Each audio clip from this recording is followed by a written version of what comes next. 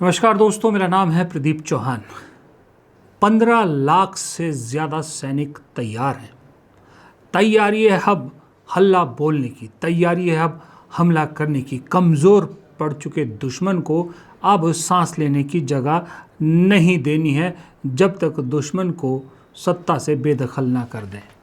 ये कोई कहानी नहीं है, ये दरअसल कांग्रेस का प्लान है।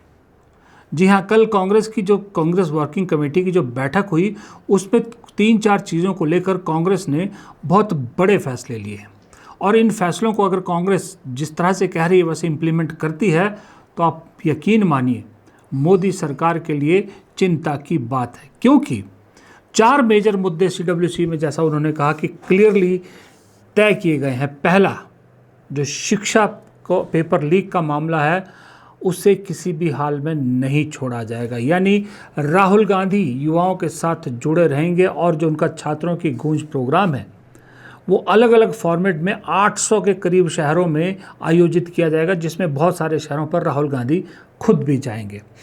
दूसरा, एक तरफ जहां छात्रों को मोबिलाइज किया जाएगा, छात्रों को साथ लेने की कोशिश करेगी, दूसरी तरफ इसी तरह कांग्रेस पार्टी पूरे देश में चंदा चोरी के मामले को लेकर भी एक अभियान, एक माहौल बनाना चाहती है और उन सब के लिए अलग अलग स्ट्रेटजीज बनाई जाएगी। और तीसरा, कांग्रेस का कहना है कि जो डिलिमिटेशन वाला मुद्दा है, जो पहले का स्टैंड है कांग्रेस का, वो आज भी कायम है। कांग्रेस का कहना है कि जो अभी 543 सीट है उसको अगले 25 साल तक उसी पे फ्रीज रखना चाहिए, सीटें बढ़ाने की ज़रूरत नहीं है। हाँ, जो महिला आरक्षण है 33% वाला, वो इन 543 सीटों पर लागू कर देना चाहिए। और चौथा, जो भी राहुल गांधी ने मुद्दा उठाया था कि चाइना क्या, जो घुसपैठ या चाइना जिस तरह से अरुणाचल को लेकर जो खबरें आई है उन पर सरकार को घेरेगी।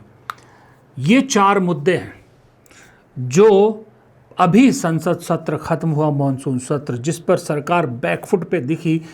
कांग्रेस किसी भी हालत में कमज़ोर दिख रही सरकार को, बैकफुट पे दिख रही सरकार को सांस लेने का मौका नहीं देना चाहती। इस CWC की बैठक में क्लियर मैसेज दिया है राहुल गांधी ने अपने सभी पदाधिकारियों को कि अब की बार अगर ढिलाई बरती तो फिर मुद्दा इतना तगड़ा, इतनी कमज़ोर स्थिति में बीजेपी शायद ना मिले।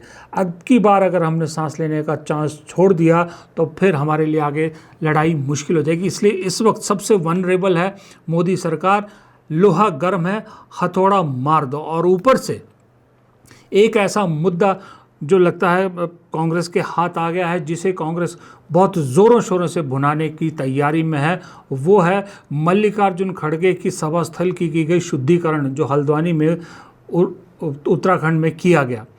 उस मुद्दे को लेकर कांग्रेस अब सीधा प्रधानमंत्री मोदी से माफ़ी की मांग कर रही है।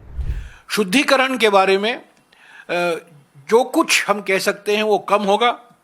ये संविधान के खिलाफ है, मानवता के खिलाफ है, कानून के खिलाफ है और इस पर प्रधानमंत्री चुप है।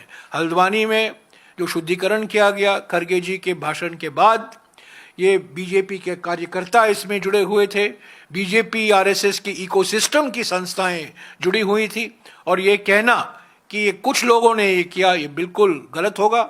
हकीकत ये है कि ये बीजेपी इसमें पूरी तरीके से शामिल थी और प्रधानमंत्री को माफ़ी मांगना चाहिए इस शुद्धिकरण पाप के लिए।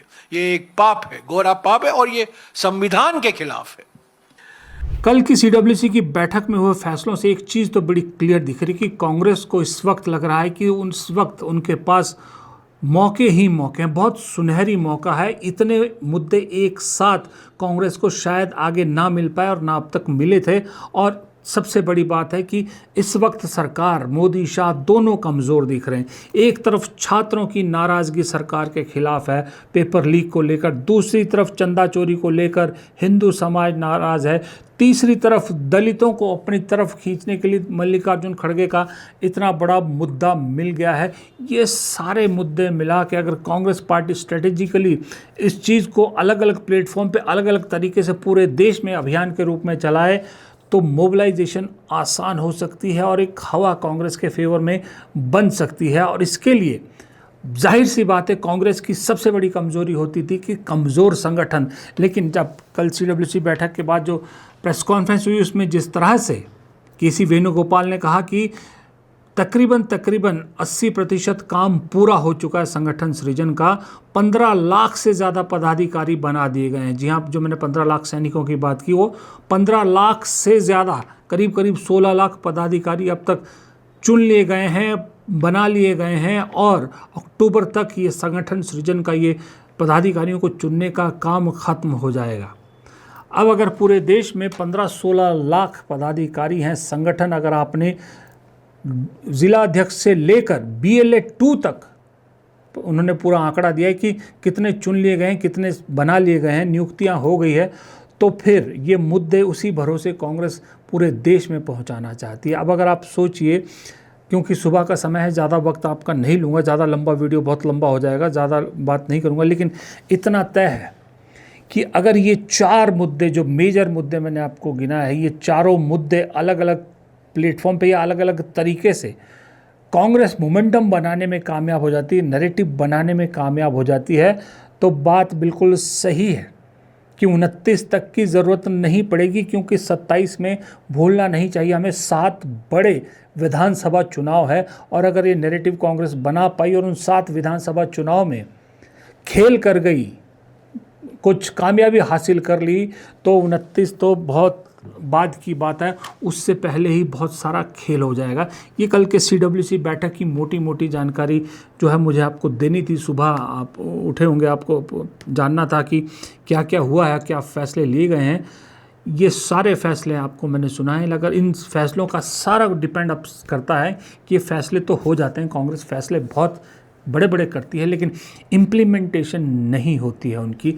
अब इम्प्लीमेंटेशन की मुझे लग रहा है ज़्यादा फोकस इम्प्लीमेंटेशन पे। और सबसे बड़ी बात है, कांग्रेस के बदले स्वरूप का अंदाज़ा आप इसी बात से लगा सकते हैं कि वंदे मातरम को लेकर अब कांग्रेस ने स्टैंड ले लिया है। माफ़ी मांगना या वो मांगना दूर की बात है, वंदे मातरम कंट्रोवर्सी में कांग्रेस भी अब खड़ी हो गई है कि हम शुरू से 2 स्टैंजा वंदे मातरम के गाते थे, आज भी वही गाएंगे और आने वाले वक्त में भी कांग्रेस हमेशा वंदे मातरम के वही 2 स्टैंजे गाया करेगी जो पहले से गाती आई है। तो अब कांग्रेस ने कॉम्प्रोमाइज़ होना या झुक जाना या फिर ढीला पड़ जाना छोड़ दिया है। ये आदत कांग्रेस या छोड़ दिया है, या यूँ कह सकते हैं कि धीरे धीरे ये आदत छोड़ रही है ताकि मैसेज सॉलिड जाए।